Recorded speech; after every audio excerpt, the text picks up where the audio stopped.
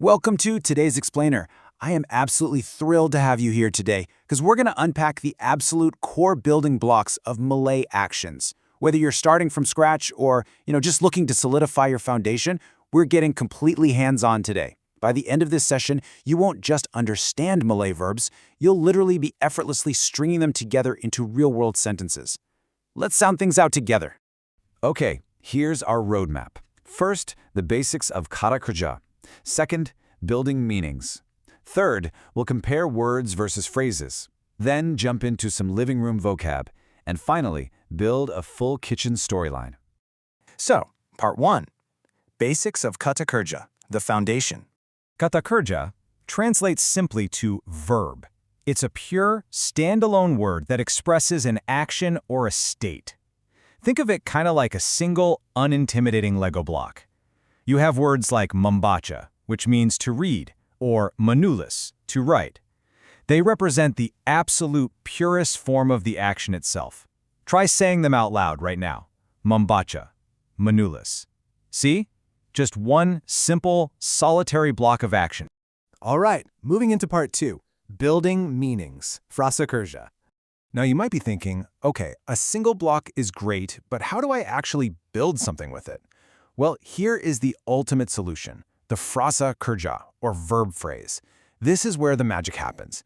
It brilliantly shows how Malay expands meaning through a super simple action plus object formula. By taking your core verb and immediately following it up with an object or a context, you get this instant aha moment. You literally transform a single kind of dry word into a vivid descriptive phrase. You just tell us the action and then tell us exactly what is receiving that action. Let's look at an example. Take our base Kata Kerja, membaca, and pair it with the object buku, which means book. Put them together, and you've built your very first Frasa Kerja, membaca buku, reading a book. Want to make it a full-blown storyline? Easy. Just pop a subject at the front. Add saya, meaning I, and boom. Saya membaca buku. I am reading a book. Just like that, a single verb blossoms into a highly practical everyday sentence. Let's go to Part 3, word versus phrase comparison. Think about the contrast here.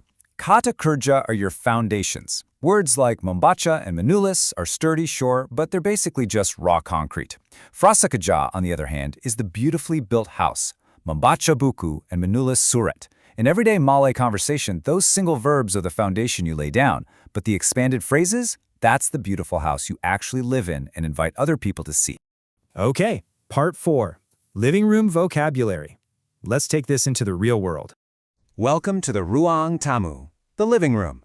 Imagine just walking into this space. It perfectly shows how Frasa Kerja fills our daily home life.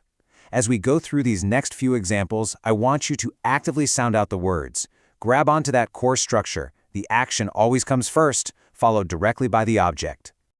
Let's isolate a few essential actions here. Membaca surat kabar translates to reading the newspaper. Action plus object, right? But notice words like berehat, to rest, or berboal-boal, to chat. Why are these so vital? Because right now, literally today, you can confidently say, saya berehat, I am resting. You are giving yourself the exact tools to describe your current state to a friend in Malay. It's a total game changer. And Part 5, the kitchen action storyline. Step into the dapur, the kitchen. Now, this room is an incredibly action-intensive zone. It illustrates the action plus object rule in rapid fire. Think about mencuci pinggan mangkuk. Mencuci is washing, and pinggan mangkuk are the dishes. Or memasak sayur, cooking vegetables. The verb at the front dictates what you're doing, and the noun right at the back tells everyone exactly what you're holding in your hands. Watch how masterfully we can weave these kitchen phrases into a chronological morning storyline. Step 1. You enter the kitchen and begin memotong sayur, cutting vegetables. Step 2. You use those ingredients for menyediakan sarapan, preparing breakfast.